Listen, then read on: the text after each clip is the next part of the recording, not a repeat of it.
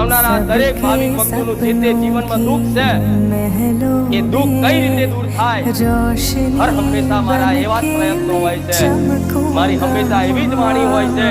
કે શું કરું તો મારા ભક્તો ભલું થઈ જાય, શું કરું તો મારા ભક્તો સુખી થઈ જાય, શું બોલું તો મારા ભક્તો આનંદિત થઈ જાય, એ લક્ષ્ય લઈને બેઠેલી મેલડી છું। शोला बुझने को बारिश તમારા ધામ આવવાથી, મનથી સ્મરણ કરવાથી, મનથી રાખેલી માનતા રાખવાથી જે ના થતા હોય એવા કામ, અસંભવ ના કામ સંભવ કરી અને બુખાર મેળવીએ ગાદીએ બિરાજમાન થાય છે। તો આયલા દરેક ભક્તોને કહીશ, જો લોકોનો અનુભવ જોઈ, લોકોના પરચા જોઈ, લોકોના મુખેથી મારા ચમત્કાર ને મારી મહિમાઓ સાંભળી અને બારેજા ધામ વિશ્વાસ કરીને આયા છો ને,